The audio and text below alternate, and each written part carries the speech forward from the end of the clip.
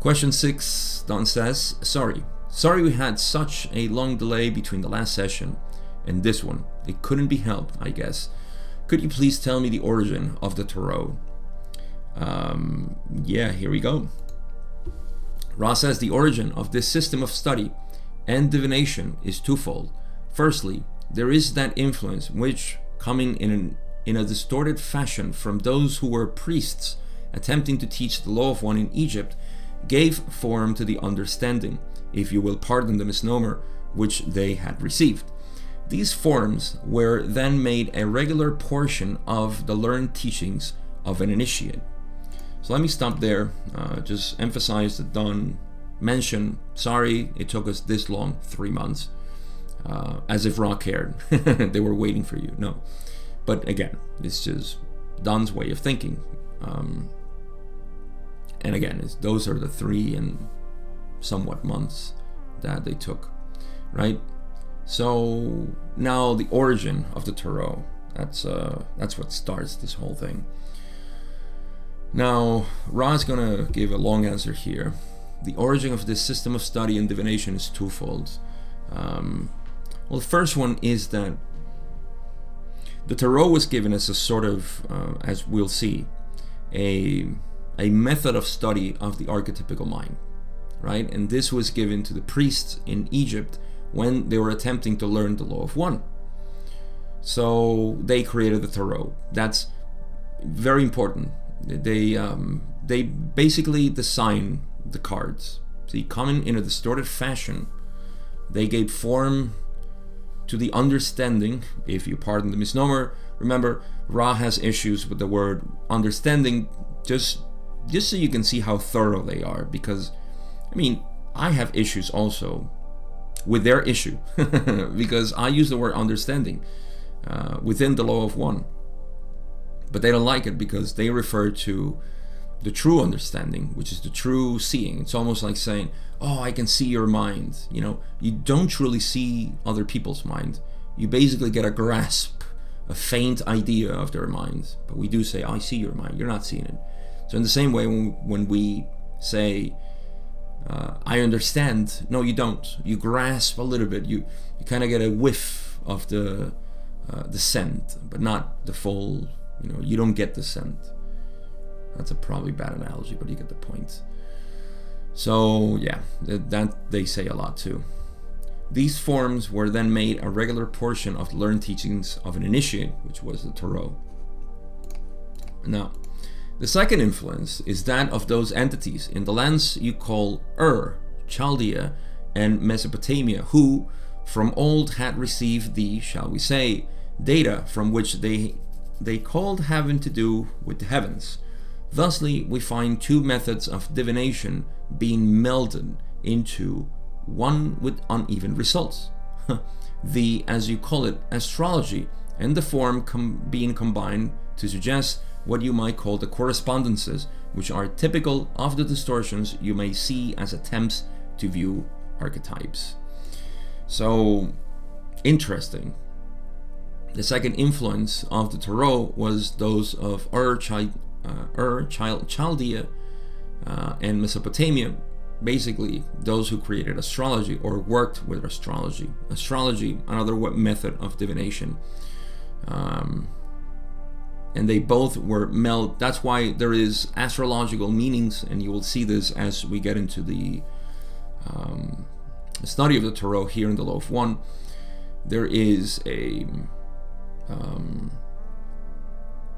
there's a lot of influence of astrological stuff, and from that, Ra mentions a lot of times that is from an astrological origin, so you can basically take it out of the equation if you want.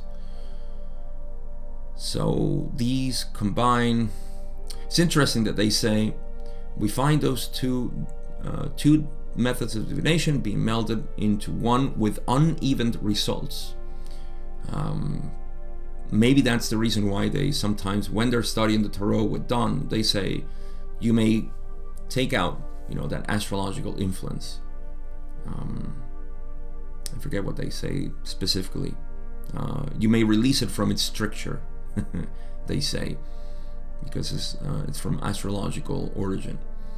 All right, so astrology and the form being combined to suggest that what you might call the correspondences, which are typical of the distortions you may see as attempts to view archetypes. So these are, again, we're getting into the very specific, say, imprint into the tarot from the attempts to understand the archetypes. You see, that's reflected right there in that phrase.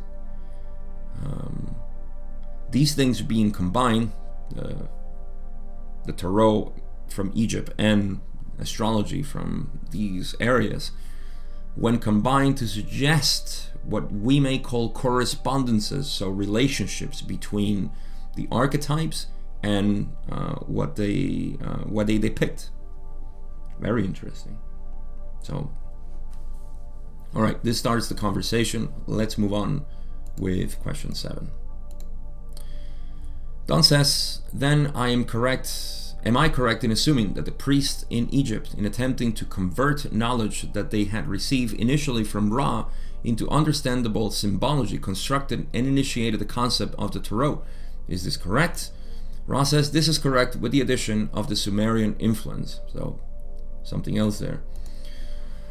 Question 8, Don says, were Ra's teaching focusing on the archetypes for this logos and the methods of achieving a very close approach to the archetypical configuration? Is this correct? Ra says this is correct without being true. We of Ra are humble messengers of the law of one. Only Ra can get away with this. This is correct without being true. Let's take a moment to digest that. All right. Mom and done. We of Ra are humble messengers of the law of one. We seek to learn the single law. During the space-time of the Egyptian learning, we work to bring the mind complex, the body complex, and the spirit complex into an initiated state in which the entity could contact intelligent energy, and so become learner itself, that healing and the fruits of study could be offered to all. So, it's correct, but not true.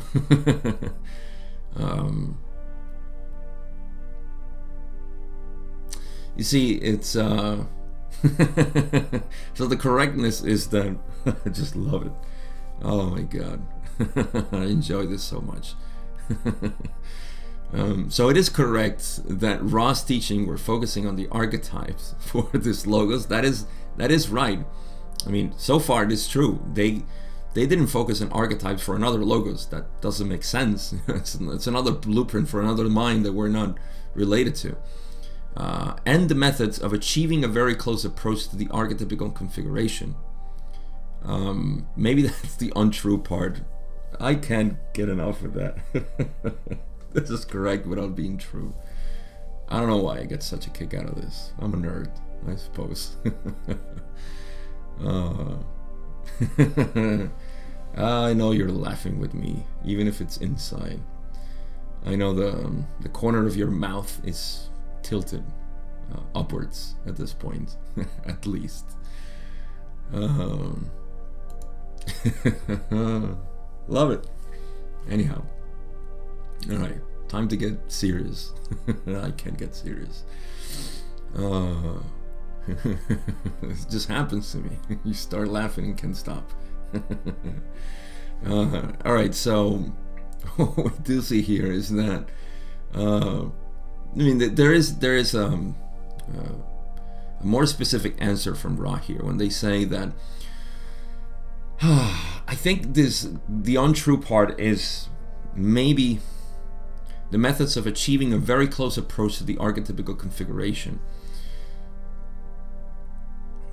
I'm just going to go on a tangent here and say that Don, with his mechanical mind, which I already mentioned, says this, you're trying to get, he's saying to Ra, so your teachings were focusing on the archetypes for this logos. I think that's completely true. That is absolutely true. And the methods of achieving, here's where it's not true, I believe. the methods of achieving a very close approach to the archetypical configuration. I don't think these are the methods of achieving a very close approach to archetypical configuration. There are many, there are probably infinite ways, right? So Ra says, just as a caveat here, we of Ra are humble messengers of the law of one.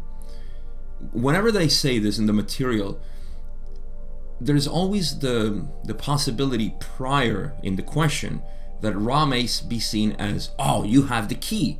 And Ra always says, no. We are humble messengers of that key. We have used it and have been successful to a degree, so here, we can talk about it. You see, it's almost like saying, oh, you are an enlightened person. You know who you are. Can you please give me the key? And you say, no, I can't. I can only talk about it. And that's what I do. You see? So, without it, take away the enlightened person, because that's just a very,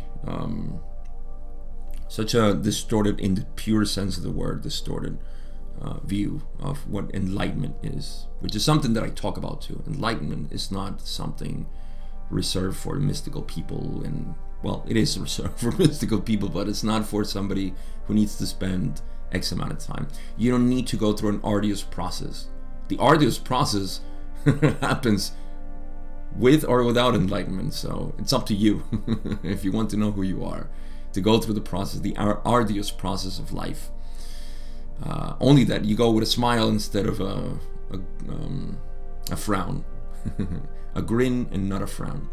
In any case, so I think Ra is invoking this again to say, hey, we're humble messengers of the law of one. We don't know. We can't give the key. We don't do that.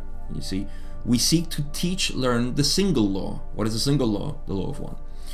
During the space-time of the Egyptian learning, when the Egyptians were learning from the law of one, Ra worked to bring the mind complex, the body complex and the spirit complex, into an initiated state in which the entity could contact intelligent energy and so become learned itself, that healing and the fruits of study could be offered to all.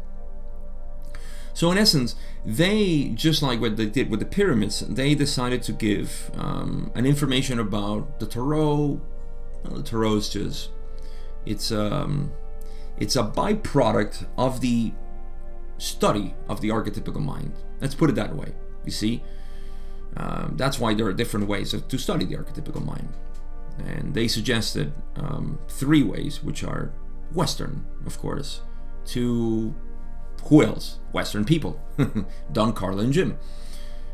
Now, the initiated state in which the entity could contact intelligent energy, that was the point. The point was to bring them to an initiated state in which they could begin to contact intelligent energy through contact with intelligent infinity, of course, which is not mentioned here, but we know that already. And so become learner themselves, so that healing and the fruits of study can be offered to all. That was their intention, that everybody could. It was like spreading, like it was supposed to spread out as some people studied the archetypical mind, became initiated, and all that jazz. So that was the intention. What else did they say? Very important part. The study of the roots of mind is a portion of the vivification of the mind complex, and, as we have noted, the thorough study of the portion of the roots of mind called archetypical is an interesting and necessary portion of the process as a whole.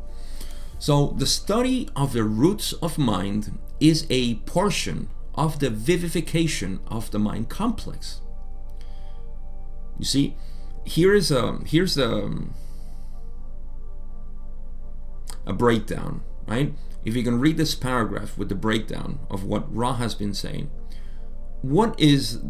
how do they started this whole answer? First, they said, we are humble messengers of the law of one.